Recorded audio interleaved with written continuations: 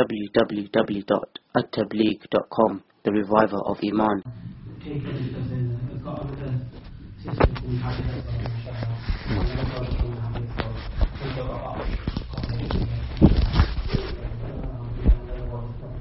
Ameen. Today's speaker, mashallah, is the international speaker, mashallah, and it's a great honor to have him here, really, and mashallah, today's actually we focusing on the youth and the sisters. They don't have the opportunity most of the time because we don't have a brother normally for the men, so especially we are focusing on the sisters that are downstairs. Mashallah, there's a big number downstairs, mashallah. May Allah accept our brother today. Ameen. And may Allah share the Shaykh to giving us that time to come here and the sacrifice. May Allah reward in this world and the hereafter. Ameen. Today's topic is for the youth and how to be a complete youth, and in the day of Judgment there's 7 categories, 7 people under the Shaykh, and one of them is the youth. Mashallah, he'll be talking on that and he'll be expanding on that as well. And the Shaykh, inshallah, A.Rahim himself. Jazakallah.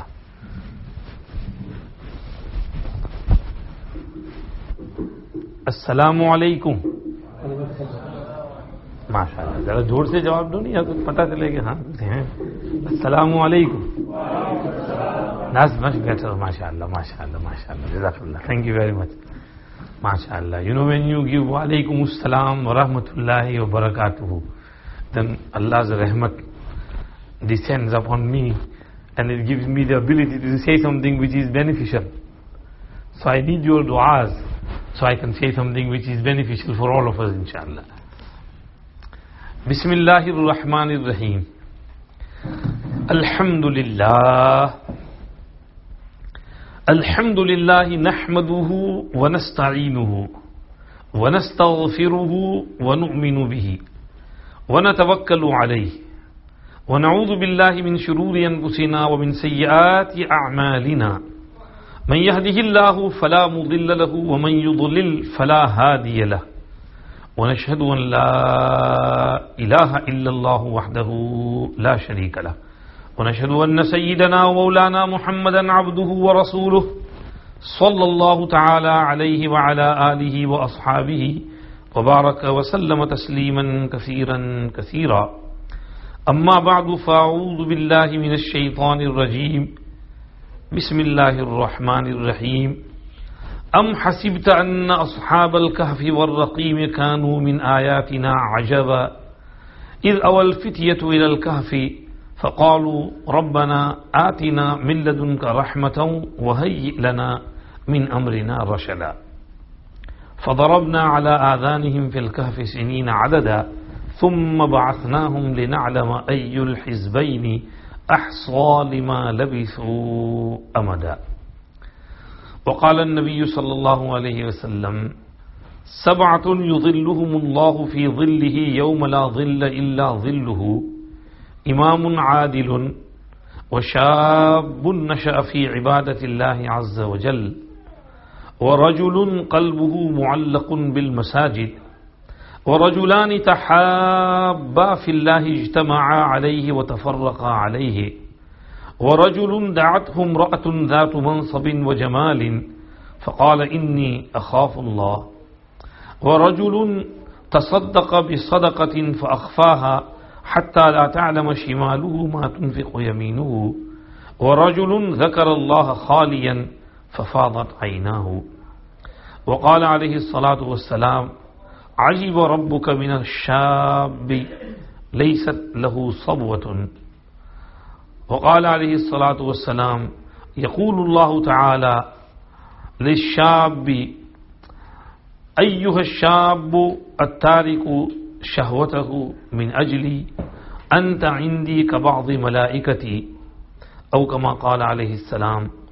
صدق الله مولانا العظيم وصدق رسوله النبي الكريم ونحن على ما قال ربنا وخالقنا ورازقنا من الشاهدين والشاكرين والحمد لله رب العالمين. إن الله وملائكته يصلون على النبي يا أيها الذين آمنوا صلوا عليه وسلموا تسليما. दरूद शरीफ पढ़ें सब. अल्लाहुम्मा सल्लि अला सय्यिदिना मुहम्मद व अला आलि सय्यिदिना मुहम्मद कमा सल्लैता अला सय्यिदिना इब्राहीम व अला आलि सय्यिदिना इब्राहीम इन्नका हमीदुम मजीद. अल्लाहुम्मा बारिक अला सय्यिदिना मुहम्मद व अला आलि सय्यिदिना मुहम्मद कमा बारकता अला सय्यिदिना इब्राहीम व अला आलि सय्यिदिना इब्राहीम इन्नका हमीदुम मजीद. Respected elders, brothers, friends, young ones, ladies, first of all we thank Allah subhanahu wa ta'ala for all His ni'mats and blessings. May Allah give us tawfiq to do shukr of Allah subhanahu wa ta'ala, to be grateful to Allah subhanahu wa ta'ala for all His bounties and blessings and His ni'mats. Among His ni'mat is ni'mat of Iman, ni'mat of Islam, ni'mat of Ihsan, ni'mat of Quran, ni'mat of Salat, ni'mat of Tilawat, ni'mat of Zikr, ni'mat of good family, good children, ni'mat of good health, wealth, home, sihat, tandrusti, afiyat, good health. All these ni'mats of Allah subhanahu wa ta'ala. In fact, every breath we inhale and exhale with afiyat, sukoon, itminan, is a ni'mat of Allah. So if we breathe 24,000 times in 24 hours, then these are 24,000 ni'mats of Allah subhanahu wa ta'ala. Nabi Kareem sallallahu alayhi wa sallam said in one hadith, Man asbaha aminan fi sirbihi mu'afan fi jasadihi indahu qutu yawmihi فَكَأَنَّمَا حِيزَتْ لَهُ الدُّنْيَا بِحَذَافِيرِهَا. Whosoever wakes up in the morning in such a state that he has peace in his heart and mind, he has health in his body, and he has food just enough for that day, then he is as though the whole world has been gathered at his feet. What else do we need? We got peace of mind. There's no warrant issued for us. No one coming after us. No enemy trying to murder us. Unlike our brothers and sisters in Rohingya community who are terrified, scared, running for their lives, being burnt alive, murdered, houses burnt, families burnt, youth killed, youngsters killed, ladies raped, mothers raped, and their pregnant women, their children are miscarried, and if they are born, they are killed in front of them. And what Qiyamah has come upon them. They have to run and flee for their lives, and they come, and mashallah, Bangladesh is providing space for them, welcoming them, because they have nothing. They are running off with just the clothes which they are wearing. They have no money, nothing to eat, nothing to drink, nothing to survive, no medicine. So just think of that Qiyamah which has come upon them, what they must be going through. Alhamdulillah, the people of Bangladesh are helping them. May Allah reward them. May Allah accept their efforts. And may Allah give them tawfiq to do more. So, when we wake up in the morning and we have no fear, nothing to worry about, and we have good health, we don't have any serious illness. There are people with cancer, people with other khatarnak, terrible diseases, Alzheimer, dementia, people with other types of physical illness, mental illness, depression, junoon, insanity. So much going on around in homes, fighting, chaos, quarreling, arguing, and infighting among family members, family feuds, husband, wife, brothers, and father, son, mother and daughter fighting, and all these terrible things in the community. When we see these things and we notice that Allah Pak has kept us safe, alhamdulillah, we have good family, we don't have any of these types of arguments, fights, we have sukoon in our home, we have good health in our body, and we have food for the day. Our Prophet ﷺ wouldn't store food Azwaj Mutahharat would not store food, they would be generous, they would feed people. This is why our Prophet ﷺ would provide ration for his wives for the one whole year. When the season comes and there is grains and khajur and barley and wheat, then he would give them supply for the whole year. And they would take the grains, grind them, make flour, roti, bread, and they would eat. So that 1 year's ration which Prophet ﷺ gave them would be spent within 2-3 months. Because people would come, beggars would come, and they would be generous, feed them, kind to them. And then for the next 7-8 months, they would survive just on dates and water, sometimes milk. And this is why there was faqa in the house of the Prophet ﷺ. It was not that he wouldn't provide for them, he would give them. But the wives themselves were so generous that they would spend. And that's why the 1 year's ration would be spent in 2-3 months, and then they would survive for the next few months. So, Nabi Kareem sallallahu alaihi wasallam, Ummahatul Mu'mineen, they were so generous, they loved spending, they never worried about what we're going to eat tomorrow. Sometimes, there's nothing to eat. So, whole day, just water and khajur. Sometimes water and khajur. Sometimes they couldn't find good khajur, good dates. So even raddi dates, low quality dates, old dates, basi dates, Prophet ﷺ would eat that. That's called daqal. وَمَا يَجِدُ مِنَ الدَّقَلِ مَا يَمْلَأُ بِهِ بَطْنَهُ. But he wouldn't be so particular about food like us. We want delicious food every day, fresh food. If not, takeaways, restaurants, going out, eating out, luxurious lifestyle. This is not the lifestyle of the Prophet ﷺ. He had a simple life, very simple life, and that's what he's taught us. So Prophet ﷺ said, if you have food just enough for that day, then you've got the whole world at your feet. What else do you need? Peace of mind, health in body, and food for the day. So we have to understand, realize the ni'mat, bounties, blessings, favors of Allah upon us. We have to do shukr of Allah subhanahu wa ta'ala. May Allah give us tawfiq to do shukr. Today's topic is about the perfect, complete youth. MashaAllah, Imam Sahab, Bhai Rubel Sahab kept this very nice topic. We need to perfect ourselves. We are falling short. We need to reach that peak, completion, perfection. How do we make ourselves perfect? This word perfect comes in the hadith. Nabi Kareem sallallahu alayhi wa sallam said, كَمُلَ مِنَ الرِّجَالِ كَثِيرٌ وَلَمْ يَكْمُلْ مِنَ النِّسَاءِ إِلَّا مَرْيَمْ بِنْتُ عِمْرَانَ وَآسِيَةَ امْرَأَةُ فِرْعَوْنَ وَفَضْلُ عَائِشَةَ عَلَى سَائِرِ النِّسَاءِ كَفَضْلِ الثَّرِيدِ عَلى سَائِرِ الطَّعَامِ أو كما قال عليه السلام. Among the men, many reached perfection. However, among the ladies, only Maryam, daughter of Imran, Asiya, wife of Fir'aun, reached that perfection stage. And the excellence of Aisha over other ladies is like the excellence of Sarid over other delicacies. Sarid is a food which was cooked with meat inside, and also roti and bread also inside with the gravy. So all you had to do was just eat it, swallow it. You wouldn't need to break the roti, bread, dip it into the curry and then eat it. It's ready. And it was tasty, and they could eat it quickly, and it was Zood Hazm, very quickly digesting. So there would be no wastage of time in eating sarid. It was eaten quickly. So Prophet ﷺ liked sarid, especially with a little bit of vinegar or lemon on it. It tastes really nice. In our homes we make sarid sometimes.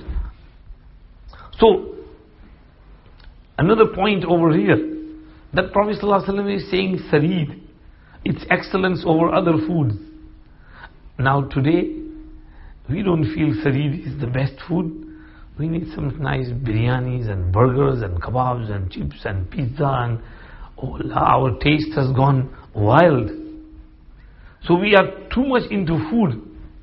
And Prophet ﷺ is saying sareed is the best food. So you see how simple his lifestyle was.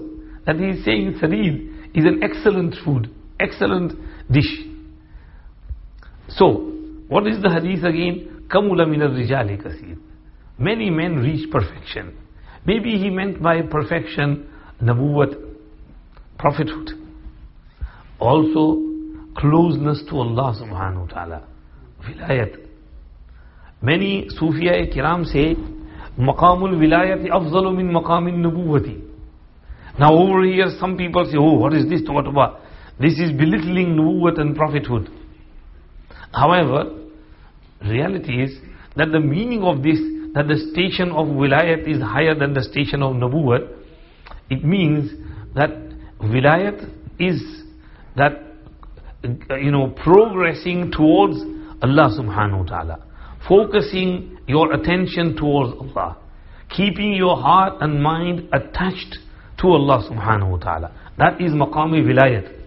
Now when a person is progressing in there, then his attention is on the ascendancy, he's climbing up and he's progressing and he's going up and up and up and up towards Allah subhanahu wa ta'ala. His rank is raised. And maqami nabuwat is that Nabi is turned towards the creation. He has to come down and look upon the creation and guide them towards the haqq. Now, we have to remember a wali has only one maqam. That is maqami vilayat. But Nabi has both maqams. He has maqami vilayat as well and maqami nabuwat as well. So the one who has two stations and two maqams is better than the one who has only one maqam, one station. And this vilayat and friendship and closeness to Allah is called better because in that you are climbing, you are on the ascendancy, you are progressing towards Allah subhanahu wa ta'ala. That's why this maqam and your progress and your attention towards Allah and your rising is better than when you are coming down and you are looking over the creation and Allah subhanahu wa ta'ala uses you for the hidayat of the creation, because in that your attention is to Allah and over here your attention is towards the creation even though it's from Allah.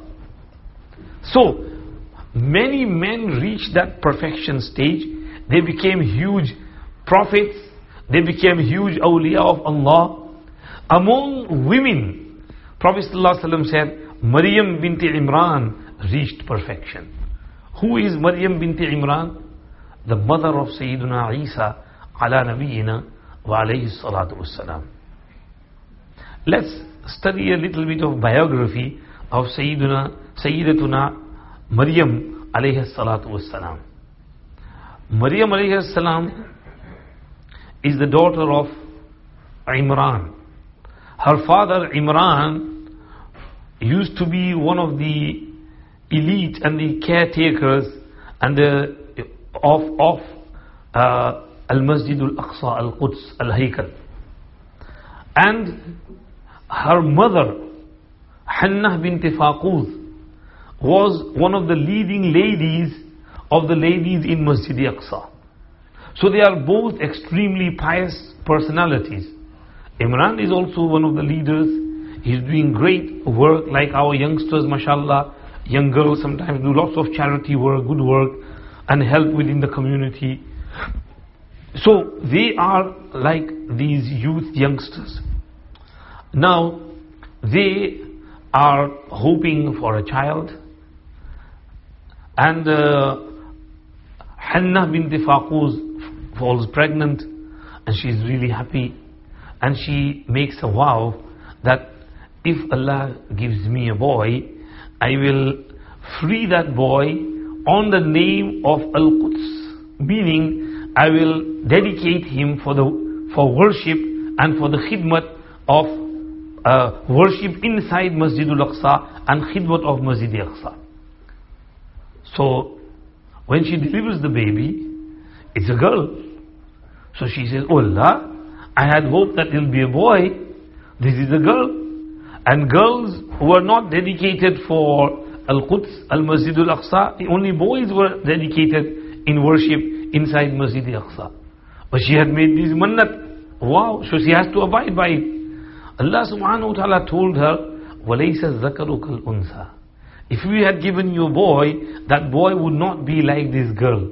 This girl is a special girl. She is very pious. She is going to be a great girl. She named her Maryam. Maryam alayhi salam grows up in Masjid-Aqsa. Even while she is a baby, her mother is there in Aqsa all the time. Her father is there, is going up there. She is educated there. And she reaches puberty. She is worshipping Allah with those elders who are worshipping, the leaders of the community. She is a strong girl and she is worshipping Allah, standing in prayers. Allah Pak said, وَمَرْيَمَ ابْنَةَ عِمْرَانَ التي أحصنت فرجها فنفخنا فيه من روحنا وصدقت بكلمات ربها وكتبه وكانت من القانتين. She was from the qaniteen, from the devout worshippers. She used to worship like a man, like a strong man. And many times angels used to talk to her directly. They would appear before her and speak to her. وَإِذْ قَالَتِ الْمَلَائِكَةُ يَا مَرْيَمُ إِنَّ اللَّهَ اصْطَفَاكِ وَطَهَّرَكِ وَاصْطَفَاكِ عَلَى نِسَاءِ الْعَالَمِينَ يَا مَرْيَمُ اقْنُتِي لِرَبِّكِ وَاسْجُدِي وَارْكَعِي مَعَ الرَّاكِعِينَ. Allah has selected you. Allah has purified you, cleansed you. And Allah has chosen you over the women of the world. O Maryam, uqnuti li rabbiki. Be devout in worship to your Rabb. Wasjudi, bow down, prostrate to your Rabb. And warka'i ma'ar raki'in. Bow down with those who bow down before your Rabb. So, she used to worship. She's a young girl. But Malaika are talking to her because she's always 24/7. She's in Masjid-Aqsa. Even if you go today now, they show you the chamber, the area of the worship of Maryam alayhi salam. This is the mihrab of Zakaria alayhi salam. And this is the place of worship of Maryam alayhi salam, where she used to stand in ibadat and in salah. So, she is growing up. Now, she is 13 years old. And when she gets her first menstruation, she knows the masala, even in that shariat as well, that when menstruation comes, because sometimes, menstruation, blood falls in the masjid. So the ladies are told that during menstruation, they should avoid masjid. And they should stay out. So she goes out of the masjid and, close by. And then stays there as long as the menstruation is there, 5-6 days, like normal ladies cycle. When that finishes, she washes herself. And then she is returning to Masjid-Aqsa. While she is coming, she sees a man standing at a distance. Now she was alone at the time. She got a bit scared. And she said, إِنِّي أَعُوذُ بِالرَّحْمَنِ مِنْكَ إِن كُنْتَ تَقِيًّا. I seek refuge in Allah from you if you are a God-fearing person. Don't touch me, don't harm me. And he says, don't worry. إِنَّمَا أَنَا رَسُولُ رَبِّكِ لِيَهَبَ لَكِ غُلَامًا زَكِيًّا. I am messenger of your Rabb. I am here to gift you a pious boy. And she says, أَنَّا يَكُونُ لِي غُلَامٌ وَلَمْ يَمْسَسْنِي بَشَرٌ وَلَمْ أَكُ بَغِيًّا. How can I conceive? How can I have a child when no human being has ever touched me, no man has touched me, and I am not an unchaste woman. I'm not going to do anything bad. How am I going to become pregnant? I'm not married yet. قال كذلك قال ربك هو علي هين ولنجعله آية للناس ورحمة منا وكان أمرا مقضيا. It will happen just like this, in a flash. And we are going to make that child a sign for the people. And we are going to make that child a mercy from us. And this matter has been decided. Then, فَحَمَلَتُ, she conceives. How? We have brought you Kitab Tafsir Surah Maryam. You can read in there. I have given to by Rubel Sahab. You may take it from him. There is 3 Kitabs, Surah Fatiha, Surah Maryam, Surah Nuh. The whole set is for £10. It's £11. आपको £1 discount, £10 में ले लो, आपको फायदा होगा. पढ़ो उसमें सारा. Read it. फायदा होगा इंशाल्लाह. लेडीज को भी सूरह मरियम पढ़ाएं, फायदा होगा. Cutting story short, Hazrat Jibreel alayhi salam, that man was Hazrat Jibreel alayhi salam in the form of human being. And Jibreel alayhi salam just blew from where he was standing, and that went through her mouth or her gireban and into her womb, and she conceived by the kun fayakun of Allah subhanahu wa ta'ala. And she went through normal pregnancy, but no ill effects, like what ladies have, vomiting, headaches, the stomach ache, nothing like that, just normal. She used to wear loose clothes, hide herself, nobody could find out. And the normal delivery time, when it comes close, she goes at a distance from Masjid-Aqsa. That place is called Baytul Laham, and there she delivers Sayyiduna Isa ala Nabiyina wa alayhi salam, and then she brings him back to the community, and all the conversation is mentioned in Surah Maryam. Now, this is the only child she delivers. After this, she doesn't get married, she doesn't conceive, she doesn't have any other children. She remains alive until the time when Isa alayhi salam is raised high up to the heavens. She was alive at that time. And when Isa alayhi salam was raised high above the heavens, she knew what was happening. She was a very patient woman. She never screamed or wailed or did anything which these filmmakers make her to be. She wasn't like that. She was a very patient, pious woman. And she knew what was happening, that her son is being raised high above the heavens. She never wailed and lamented. So, Hazrat Maryam alayhi salam is very perfect, complete lady.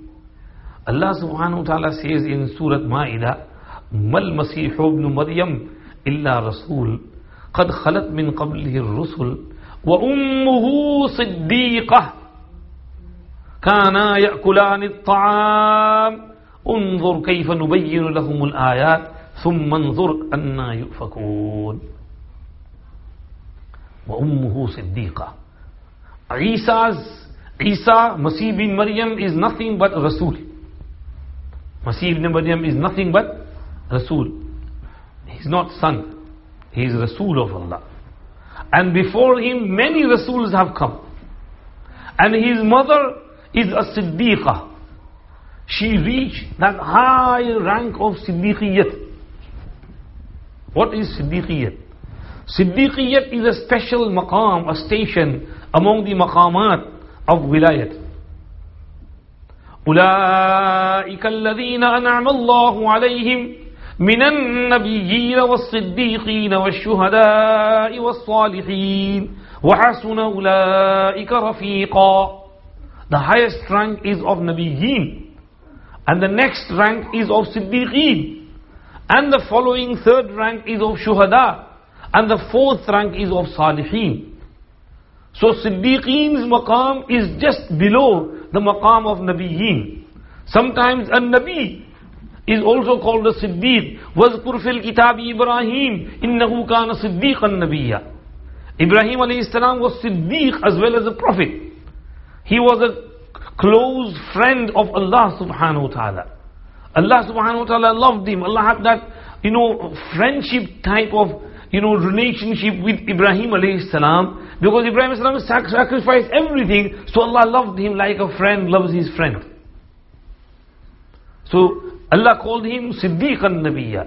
So Maryam alayhi salam also reached that perfection, that stage of Siddiqiyat. And this is why our Prophet sallallahu alaihi wasallam is saying that she reached Kamal, and she was a complete and perfect lady. Perfect lady. Worshipping Allah, God-fearing, parhezgar, muttaqi, and you name it, devout, ruku, sujood. Quran said, وَكَانَتْ مِنَ الْقَانِتِينَ. Mufassirin narrate in there that she used to stand in prayer at night like a strong man, to the extent that her feet would swell. You have heard this hadith? That our Prophet ﷺ would stand in worship for long hours until his feet would swell.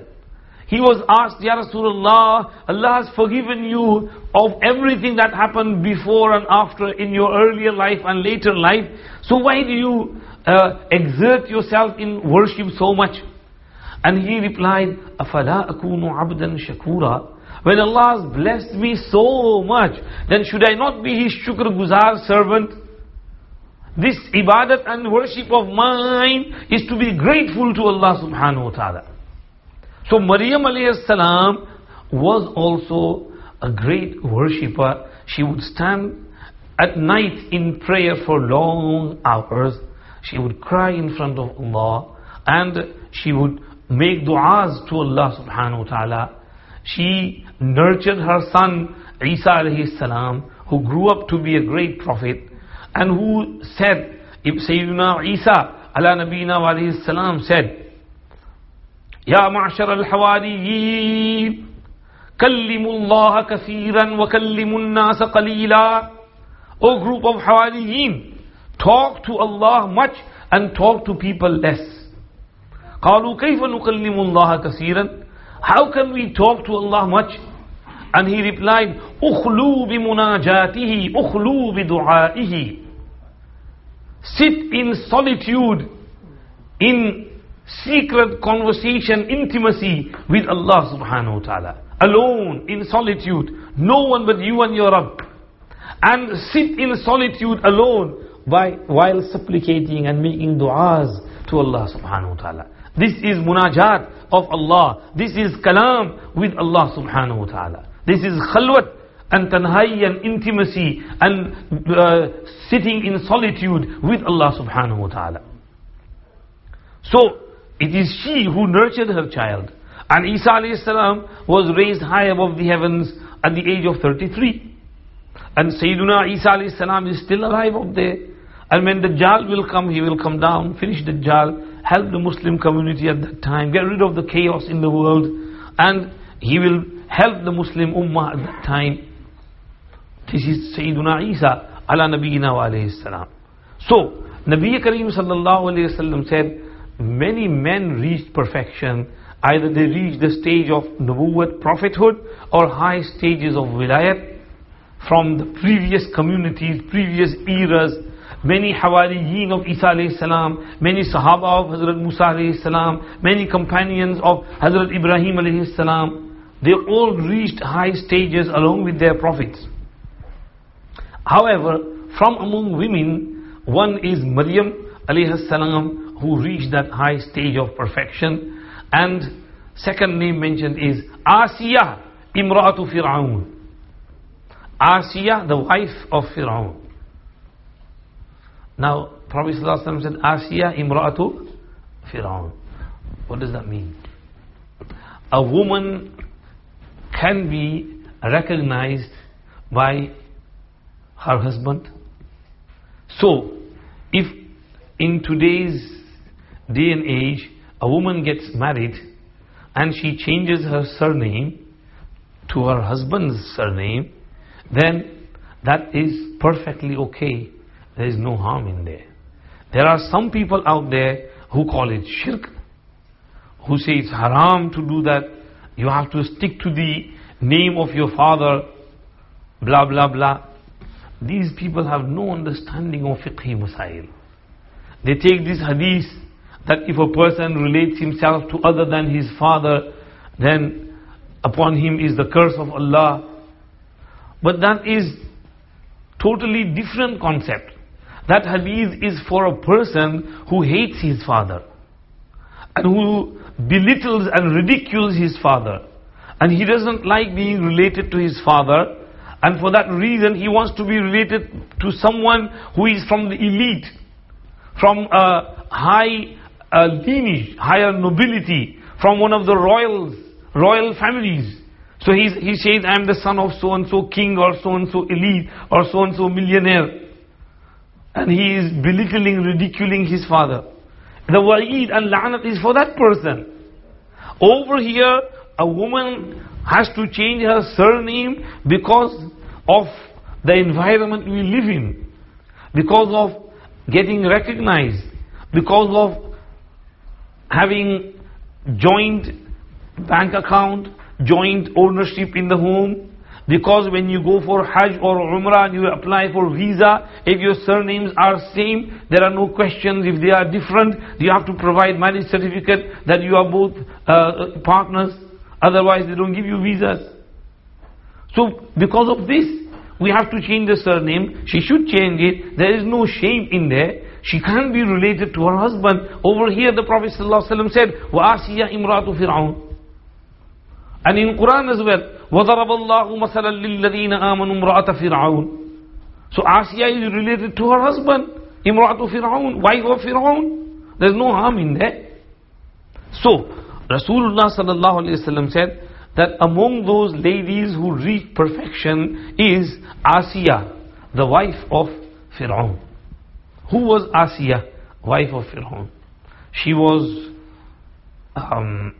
extremely handsome, young, brimming with youth, confident lady, and because of her confidence, her beauty, and her good manners, behaviors, she was married to Fir'aun, the ruler of the largest dynasty of its time, the best civilization of that time, the Egyptian civilization. They were multi-millionaires. They had kingdom which today's presidents cannot even dream of. Today's president is for 4-5 years, election again, and Fir'aun ruled for many, many decades. And the whole Egypt was under his command. He would boast over his kingdom. وقال فرعون يا أيها الملأ ما علمت لكم من إله غيري. And he would say, أم أنا خير من هذا الذي هو مهين ولا يكاد يبين. And he said, وهذه الأنهار تجري من تحتي فلا تعقلون. I have so much kingdom, whole Egypt is under my command. These rivers are flowing in front of my palaces. So am I better? Or is this man who can't even speak properly, he is stuttering when he speaks? Musa alayhi salam.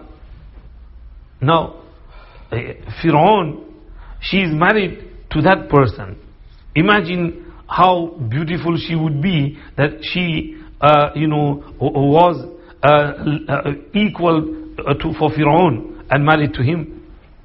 Now, Sayyiduna Musa ala nabina wa alayhi salam's story, his birth, and Bani Israel used to live in segregation. There was apartheid there.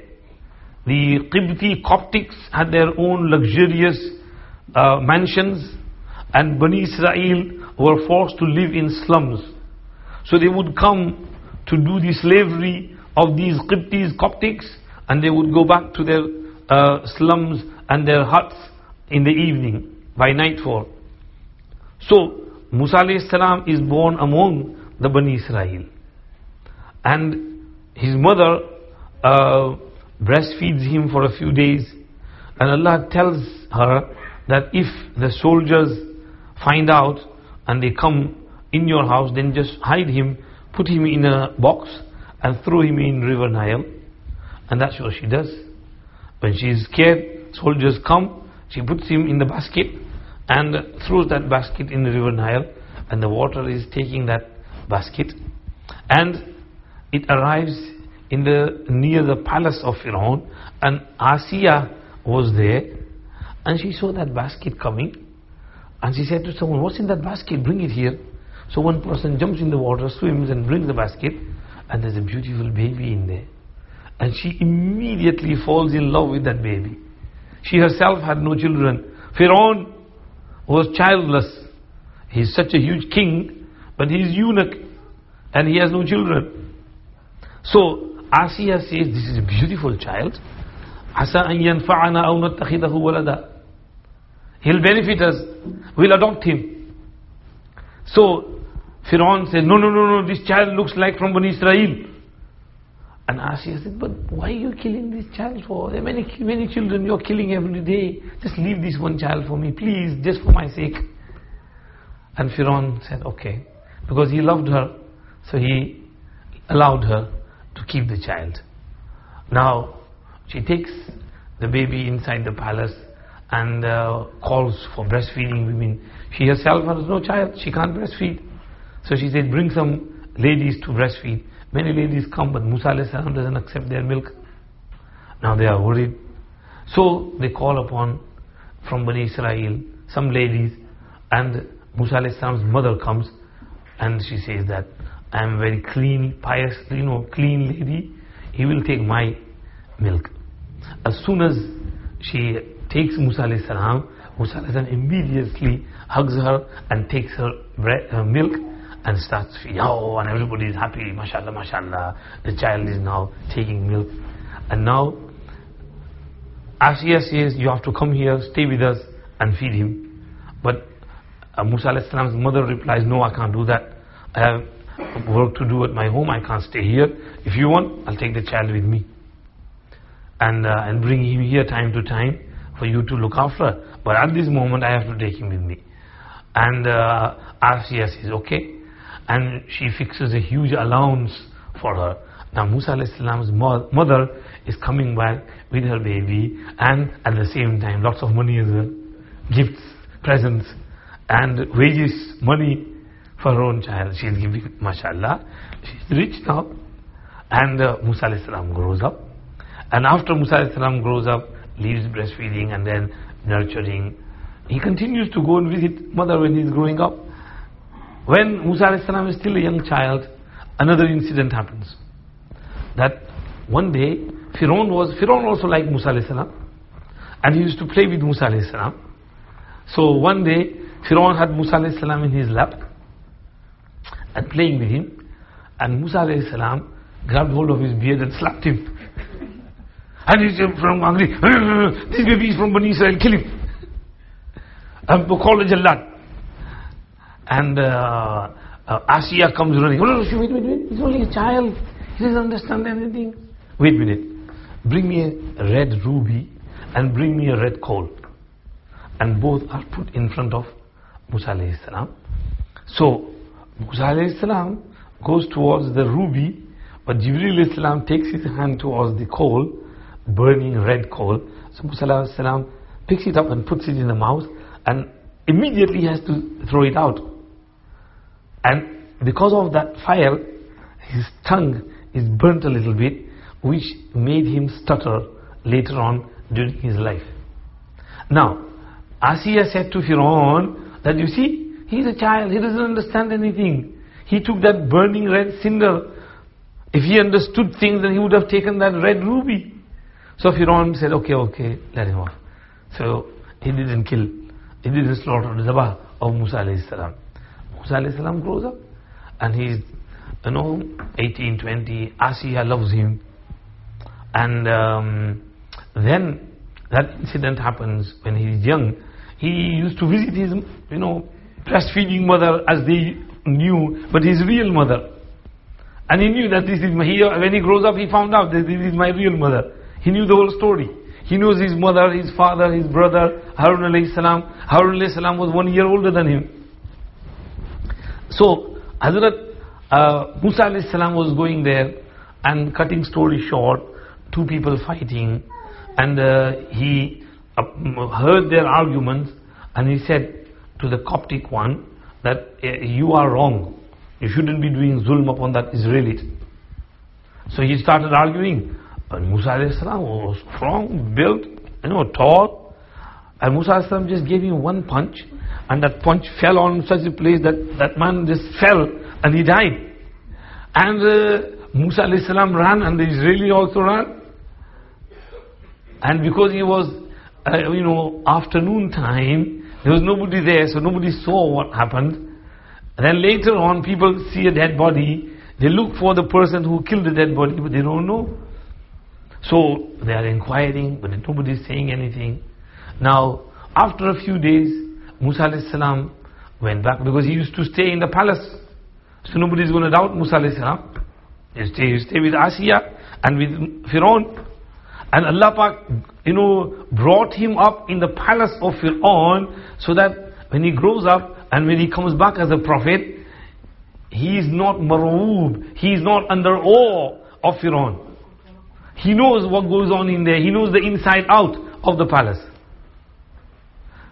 Now, cutting the story short, Musa alayhi salam has to leave and stays in Madian for 10 years, comes back, is made a prophet. Now, when he's, made prophet by Allah subhanahu wa ta'ala, this news reaches Asiya as well. And Asiya believes in Musa alayhi salam. And she says, La ilaha illallah, Musa Rasulullah, Musa Kalimullah. And she, was informed of this by Mashita, and the one who used to do her makeup. And the Mashita also embraced Islam. Musa alayhi salam is now coming as a prophet, talking to Fir'aun. Fir'aun is hostile towards him. Fir'aun sometimes says to him, "Oh Musa, we brought you up, we spent so much money on you, we kept you so nicely, and now you are going against me. You are nashukra, ungrateful. You don't remember all the favors I did to you." In Surah Al-Shu'ara, what does Allah Pak say? Kya hai Musa alayhi salam?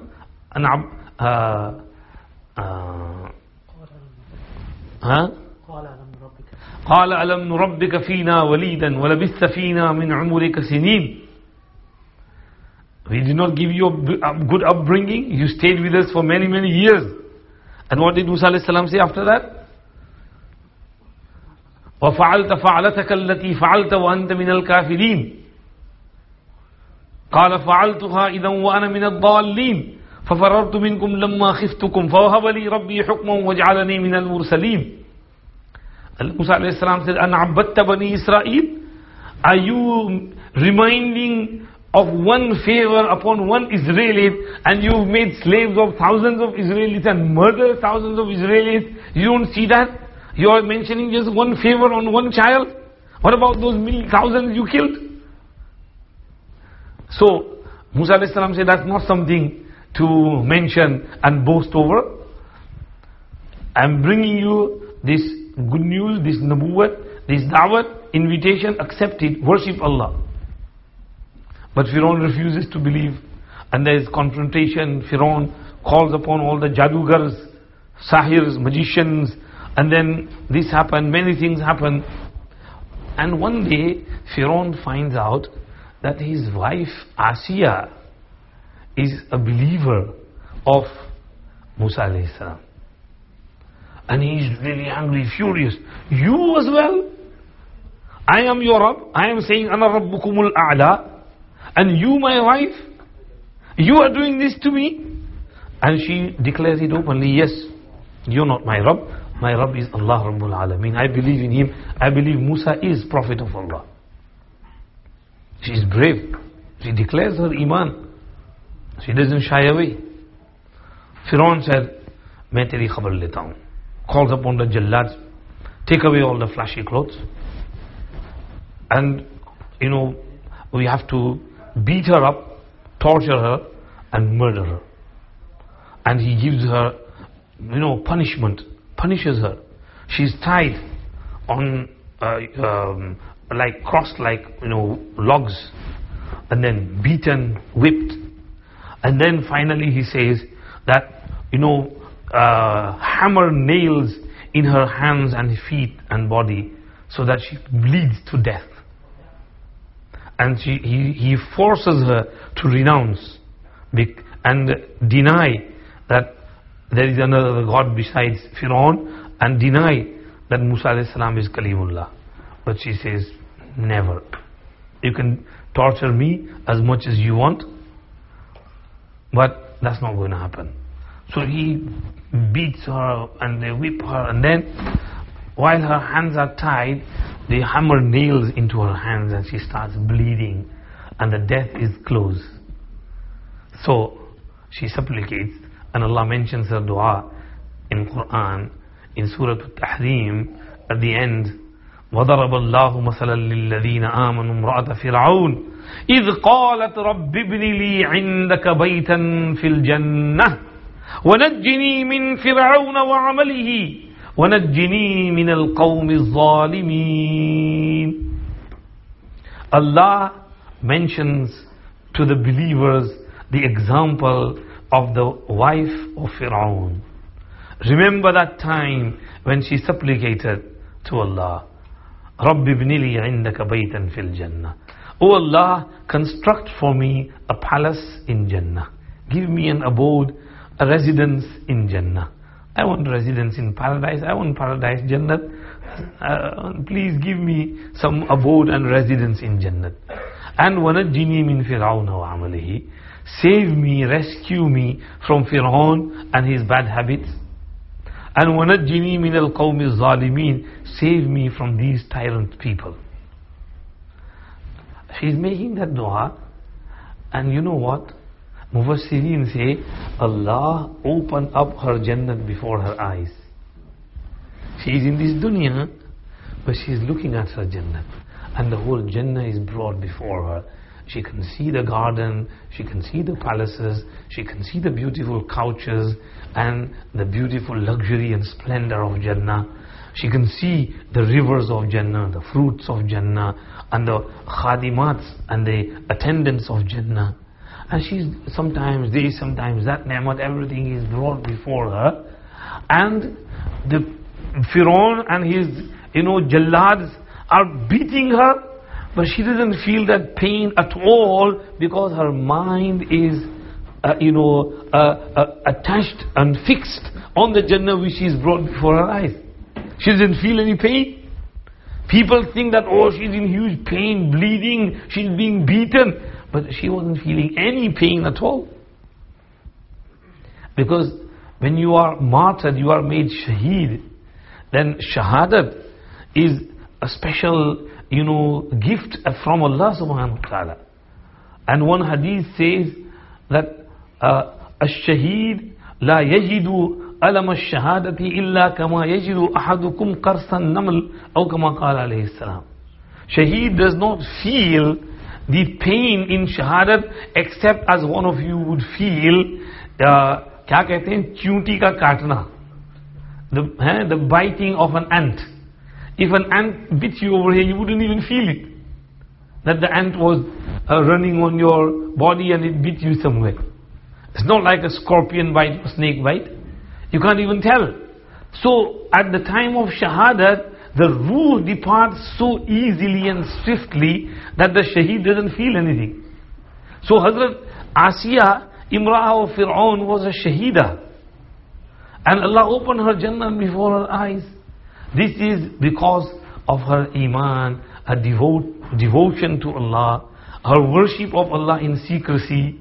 She used to love Musa alayhi salam. Even after he came back, prophethood, she might have secretly helped Musa alayhi salam, and she might have, learned things from him through the Mashita, the lady who had believed in him. So she used to worship Allah in devotion, believe in Allah. She was tortured, persecuted for the sake of Allah. Prophet ﷺ said she was a complete woman, she was a perfect woman.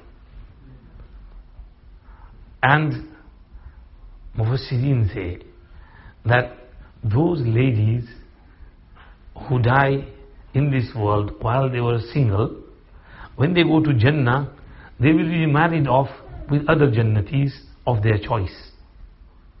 And Hazrat Maryam and Hazrat Asiya will be married with Rasulullah Pak sallallahu alayhi wa sallam. So imagine how high will be the rank of Rasulullah sallallahu alayhi wa sallam, and Hazrat Maryam and Hazrat Asiya alayhi salam will join them. And the third lady mentioned is Ummul Mu'mineen Aisha Siddiqa radiyallahu anha. That Hazrat Aisha has excellence in her. Hazrat Aisha was given basharat of Jannat in this dunya. She is Jannati. Zawjatuka fi dunya wal akhirah. Aisha is your wife in this world, and she will be your wife in the hereafter, meaning she will be with you in Jannah. Aisha radiyallahu anha was the only virgin wife of Rasulullah sallallahu alaihi wasallam. The others were married before. They were either widows or divorced. Aisha radiyallahu anha went through so much. She sacrificed. She was slandered. And she had to suffer the pain and agony of that accusation for many, many days and weeks. And she cried her eyes out that I am the wife of the Prophet and people accuse me of doing zina, of adultery. How could they do this? How could they utter these words? And she cried her eyes out. And Allah subhanahu wa ta'ala revealed some verses in the Quran which will be recited until the day of Qiyamah.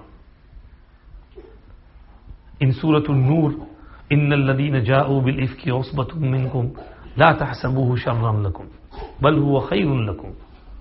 This is why Mufassirin say that when Maryam alayhi salam was accused by the Jewish community when she brought the child to them, Isa alayhi salam, the newborn baby who was only a child of a few hours, spoke to declare her innocence and get rid of that slander and accusation. He's only a baby, he's wrapped in blanket, and he said, Inni Abdullah atani al-kitaba wa ja'alani nabiyya. And everybody is amazed at this miracle, that this newborn baby speaking so eloquently and beautifully. And that is the only time he spoke. After that he never spoke until he grew up to the normal age and then start speaking like other normal children. So that speech at that time was a miracle, mu'jiza of Hazrat Isa alayhi salam. So when Maryam alayhi salam was accused, Isa alayhi salam, the newborn baby, spoke of her innocence. But when Hazrat Nabi Kareem sallallahu alayhi wasallam, his wife Hazrat Aisha radiyallahu anha, is accused, Allah himself spoke. This is because of Allah's love for his Nabi sallallahu alayhi wasallam. And this is because Allah's love for Aisha radiyallahu anha. And this is because Allah wanted these ayat to be recited until the day of Qiyamah. So that no Rafzi, no Shia can have a leg to stand on in their accusation of Aisha radiyallahu anha. What will they say about these verses of Surah Nur? And if they deny these verses, they will become kafir.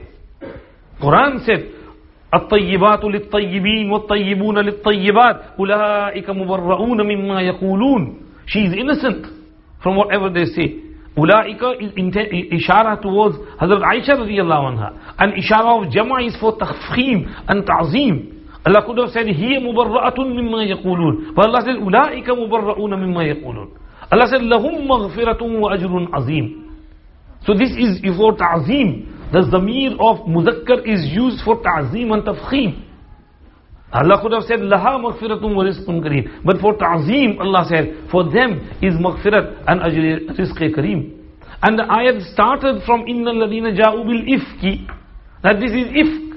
It's an accusation. And Allah said, Lawla id sami'tuhu qultum ma yakunna an takallam bihadha subhanaka hadha buhtanun azim. You should have said this is buhtan azim.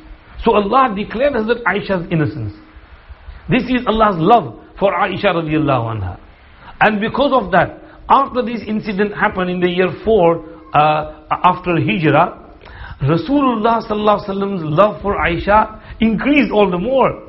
Because Allah subhanahu wa ta'ala spoke on her behalf. So Rasulullah began to love her more than what he used to love before. And Hazrat Aisha is Hazrat Aisha radiyallahu anha. Today, some people object upon Rasulullah sallallahu alaihi wasallam's marriage with Aisha radiyallahu anha at a very young age. There are, you go on YouTube, many of, given answers to that, beautiful answers. I would just want to ask one question. Was Aisha radiyallahu anha, ever unhappy in her marriage with the Prophet sallallahu alaihi wasallam? She stayed with him for 10 years. During these 10 years, did she ever complain? Did she have any bad feelings, any complaints about the Prophet ﷺ? Never. She was so happy. She used to say that, I am the most fortunate woman in the world. I am the most fortunate among all the wives of the Prophet ﷺ. And she used to mention Rasulullah ﷺ's attention towards her and his love for her and her love for him. And this beautiful relationship of theirs, if she was ever unhappy about it, she would have complained somewhere. But you will never find a single word of complaint from her side regarding Rasulullah Pak sallallahu alaihi wasallam. So it was a perfectly healthy relationship. And Rasulullah sallallahu alaihi wasallam said, "Fadlu Aisha ala sa'ilin nisa ka fadli saridi ala sa'il ta'am." Meaning she also became a complete and perfect woman. So this is how we reach perfection and we become a complete person. Because there are more ladies today, so I talk about complete ladies. Complete men, youth, you have to reach that completion, perfection. You have to do certain things to be like the Anbiya. Because we have to follow in the footsteps of Anbiya alayhimus salam. Allah said, أُولَٰئِكَ الَّذِينَ هَدَى اللَّهُ فَبِهُدَاهُ مُقْتَدِي. The Anbiya were rightly guided. We have to follow in their footsteps and in their guidance. We have to learn from the Anbiya alayhimus salam, from the stories of Adam alayhi salam, Nuh alayhi salam, Ibrahim alayhi salam, Musa alayhi salam, Isa alayhi salam. There are lessons in their stories. And finally, our beloved Prophet Muhammadur Rasulullah sallallahu alayhi wasallam. We have to study his biography. We have to study his life. We have to study his seerah. Rabiul Awwal is coming. Read some nice seerah books. Request your Imam Sahib to have a seerah dars, on a regular basis, once a week or however possible. And you should just study seerah, life of the Prophet sallallahu alaihi wasallam. Talk about the Prophet sallallahu alaihi wasallam in your homes, among your children. Read some nice book of seerah to your children. And learn yourself and then mention those nice stories of the Prophet ﷺ to your children. Today the environment is such that our children are bombarded with misinformation. They are, the environment outside is demonizing our Prophet Muhammad ﷺ. They draw pictures of our Prophet ﷺ. And they to tell our children in school to draw pictures of the Prophet ﷺ. They force them to do that. And sometimes they draw pictures in a very scary manner. Maulana Abdul Majid Daryabadi Rahmatullah Alayhi says, when he went off track, he stayed out of, away from the fold of Islam for nearly 10 years. And he says, when I was in school and in college, uni, they showed me, a drawing of Muhammad sallallahu alaihi wasallam in a very scary manner. And that photo set in my mind. And every time I would think of Prophet, I could think of this, really bad and, villain, evil person who's going to come and attack me and kill me. And this impression was put in my mind. And that was because I never studied the seerah of the Prophet ﷺ. I never knew what a nice, kind, soft-hearted, gentle personality he was. I never knew how sincere, honest, how generous and how humble and how tolerant and how persevering he was. So he said that because we never heard that. So our children also today, they never knew about these qualities of the Prophet ﷺ. They don't know the Prophet ﷺ. We have to sit down and teach them the seerah of our beloved Prophet ﷺ. So then they will understand and realize who he is. And then they will understand the real meaning of Muhammadur Rasulullah sallallahu alaihi wasallam. He is Rasul of Allah. And then they will understand that he is our role model. لَقَدْ كَانَ لَكُمْ فِي رَسُولِ اللَّهِ أُسْوَةٌ حَسَنَةٌ. He is your role model. But we don't take him as our role model. Today, we take celebrities as our role models. Hi, Allahu Akbar. We waste so much time on social media, on Facebook, on Twitter, on Snapchat, on Instagram. We study the lives of others. We go deep into these celebrities. We know each and every detail about them. And we also want to emulate them. They put their whole lives on their Snapchat and Instagram social media. And we also copy them. Every bit of detail we put on there. Our dastarkhan and our food and our delicacy. And our makeup, shake-up and all this. Everything is put in there. Ladies who might be doing hijab, niqab. But on the Facebook and on Snapchat, they put their photos with the beautiful lipstick and their eyeshadows and their makeup. And all these ladies, many ladies go to work with their makeup And my friend was telling me in the car that they say we can't pray Zohar namaz, Asr namaz, because if you go to do wuzu, then we have to remove the makeup when washing the face, and we can't remove that, otherwise we'll look, not look good. So we have to leave namaz, and they don't pray namaz. They come and then say, oh, we'll pray Maghrib, Isha, but Zohar, Asr, they miss out. Just because they do the 2-hour makeup in the morning before going college or uni or work, and they don't want to make themselves look messy, so they don't do wuzu, and that's why they don't pray Zohar, Asr namaz. So ladies missing out on salat, and men also are not praying salat. And we are following this celebrity culture. And men also on these social media website, and then toba on the internet. Astaghfirullah. We should be an exemplary young man, but we are not like that. We are following in the footsteps of others. And one of the ills of the society is pornography. Men, women, both watching pornography. Sometimes married couple watching porn films together. That is haram. Even if you're married, it is haram for both of you. How can you both sit together and watch a porn film? Na'udhu billah, tawbah, astaghfirullah, wa la hawla wa la quwwata illa billah. May Allah protect our eyes. This is zina of the eyes, zina of the ears. What's happened to our society? Where is our society heading? So, we need to control our desires, our shahwats. Control yourselves, control your desires. Bring taqwa in your hearts. Develop this fear of Allah. Today we say, I don't fear anyone. We have become fearless. Whereas we should be fearful. Our salaf were successful because they were fearful of Allah subhanahu wa ta'ala. They used to cry their eyes out in front of Allah. At night they would be standing in front of Allah. Sometimes they would come upon some verses of Jahannam and they could just start shaking and trembling. Crying, tip, tip, tip, tip, tip, eyes, crying their eyes out. And when you cry in front of Allah, you have that khashiyat in you. Allah opens the doors of ma'rifat in your heart. Shibli Rahmatullah says, whenever I cried out of the fear of Allah, Allah opened a new chapter of knowledge and ma'rifat and gnosis before my eyes. So when you have that khashiyat and fear of Allah in your heart, Allah opens your heart up. Allah gives you that nuraniyat and ruhaniyat and the blessings, and Allah subhanahu wa ta'ala polishes and shines your heart through your fear of Allah subhanahu wa ta'ala. This is khashiyat. ذَلِكَ لِمَنْ خَشِيَ رَبَّهُ مَنْ خَشِيَ الرَّحْمَنَ بِالْغَيْبِ وَجَاءَ بِقَلْبٍ مُنِيبٍ. And وَلِمَنْ خَافَ مَقَامَ رَبِّهِ جَنَّتَانِ وَأَمَّا مَنْ خَافَ مَقَامَ رَبِّهِ وَنَهَى النَّفْسَ عَنِ الْهَوَى فَإِنَّ الْجَنَّةَ هِيَ الْمَأْوَى. We need to bring this khashiyat and khawf ilahi in us. We don't have this khawf ilahi, we don't have this khashiyat. Allah maaf kare, awam to awam, khawas mein se ye khashiyat chali gayi hai. So, we have to take our Prophet sallallahu alaihi wasallam as our role model. He used to stand up in prayer at night. And one hadith in Shama'il al-Tirmidhi says that when he would be standing in prayer in front of Allah, his heart would be making noise like a boiling kettle. Put. Because of the fear of Allah, he would be shaking while he's reading the Quran.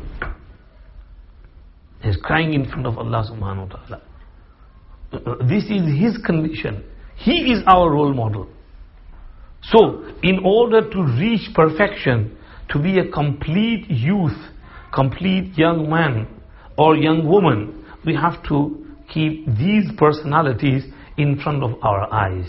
For ladies, keep Hazrat Maryam alayhi salam in front of you, Hazrat Asiya alayhi salam in front of you, Hazrat Aisha radiyallahu anha in front of your eyes. Study their seerah, try and emulate them, try and copy them, try and be like them. And gents, try and be like the Anbiya, the awliya, the siddiqeen, the shuhada, the salihin. Bring their lives in you, bring their characteristics and their good behavior in you. Their taqwa, their tawazu, their humility, humbleness, their generosity, their sabr, their samahat, their akhlaq, their value of time, their turning to Allah, their inabat ilallah. All these good traits and qualities, we need to bring them within us. Only then we will become complete and perfect, and only then will we attain salvation. May Allah subhanahu wa ta'ala give me the ability to bring these qualities in myself, and give us all the ability. May Allah subhanahu wa ta'ala make our young generation coolness of eyes for us. May Allah give them the ilm of deen, and may Allah give them the amal and the practice upon deen.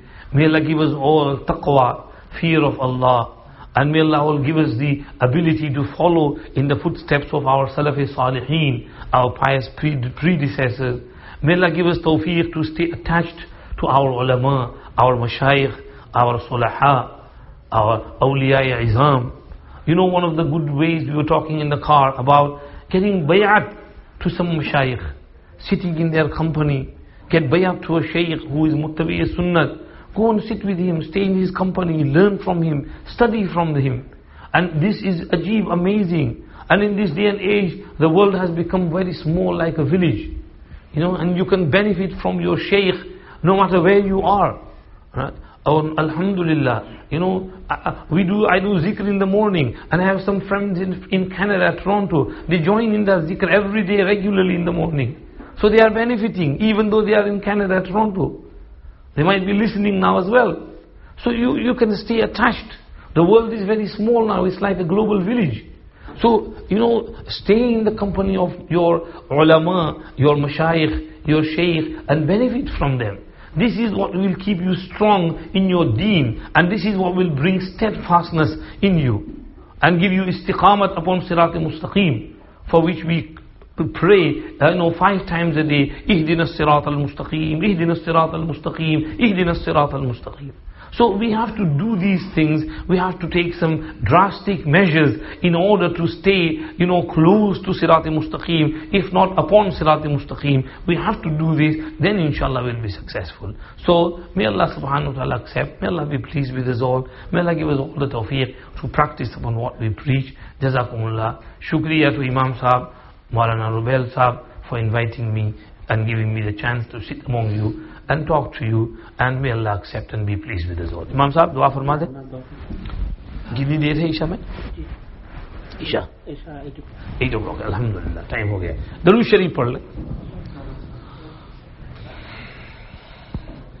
سبحانك اللهم وبحمدك نشهد أن لا إله إلا أنت نستغفرك ونتوب إليك. اللهم لك الحمد ولك الشكر.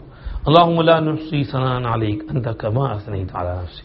اللهم صل على سيدنا محمد النبي الأمي وعلى آله وأصحابه وسلم تسليما. ربنا آتنا في الدنيا حسنة وفي الآخرة حسنة وقنا عذاب النار. رب اغفر وارحم وأنت خير الراحمين. اللهم اغفر لنا وارحمنا وعافنا وارزقنا واسترنا واجبرنا واهدنا وارفعنا إنا لما أنزلت إلينا من خير فقراء. اللهم اغفر لجميع أمة سيدنا محمد صلى الله عليه وسلم. اللهم ارحم أمة سيدنا محمد صلى الله عليه وسلم. اللهم تجاوز عن أمة سيدنا محمد صلى الله عليه وسلم. اللهم فرج الكرب عن أمة سيدنا محمد صلى الله عليه وسلم. اللهم استر واجبر واحفظ واهدي أمة سيدنا محمد صلى الله عليه وسلم. اللهم اهدنا واهد بنا واهد الناس جميعا واجعلنا سببا لمن اهتدى يا رب العالمين. يا أرحم الراحمين، يا أرحم الراحمين، يا أكرم الأكرمين، يا أجود الأجودين، يا راحم المساكين، يا أرحم الراحمين. منزول بك كل حاجة. يا أرحم الراحمين. O Allah, you are the most merciful among those who show mercy. You are the most forgiving. You are the most kind. You are the most generous. O Allah, we beg you for your forgiveness. We beg you for your rahmah. We beg you for your mercy. O Allah, please have mercy upon us. O Allah, please forgive us. O Allah, please accept our humble du'as. O Allah, please forgive us and forgive all our family members. O Allah, forgive our parents, our partners, our children, our brothers and sisters, and our relatives, our neighbors. O Allah, forgive all the Muslims of this city, and forgive all the Muslims of this country, and forgive all the Muslims of the whole world. Forgive all our marhumeen who have gone into their graves. And O Allah, give hidayat to us and give hidayat to all the Muslims and non-Muslims alike. O Allah, bring us closer to your deen. Keep us steadfast on your deen, Sirat al-Mustaqim. O Allah, give hidayat to our youth, our young, our old, our men, our women. And O Allah, make us complete and perfect in your eyes. O Allah, give us the tawfiq to stay steadfast on Sirat al-Mustaqim. Forgive all our sins. And O Allah, allow us to behave properly in your presence. O Allah, allow us to control our eyes, control our ears, control our tongues, control our hearts and minds. And O Allah, protect us from the evil whisperings of shaitan, and protect us from the shararat of our nufus and our ego. O Allah, give us humbleness, humility, generosity, tawazu. And O Allah, allow us to bring ourselves closer to you and take our Prophet sallallahu alaihi wasallam as our role model, take Azwaji Mutahharat as our role models, and to emulate them and keep us steadfast on Sirat al-Mustaqim in this dunya. And O Allah, keep us close to them on the day of Qiyamah, and keep us close to them in Jannatul Firdaus as well. O Allah, accept our humble du'as, be pleased with us, accept this jalsa and reward those who organized it, and make it beneficial for all of us, the speaker and for the listeners. And O Allah, give us all those good things which your beloved Rasul sallallahu alaihi wasallam asked from you, and protect us from all those evils, trials, tribulations, problems, fitnas, sicknesses, bimaris, from which your beloved Rasul sallallahu alaihi wasallam used to seek your protection. ربنا تقبل منا إنك أنت السميع العليم وتب علينا إنك أنت التواب الرحيم وصل اللهم وسلم على سيدنا محمد وآله وصحبه أجمعين برحمتك يا أرحم الراحمين. For his inspiration talk.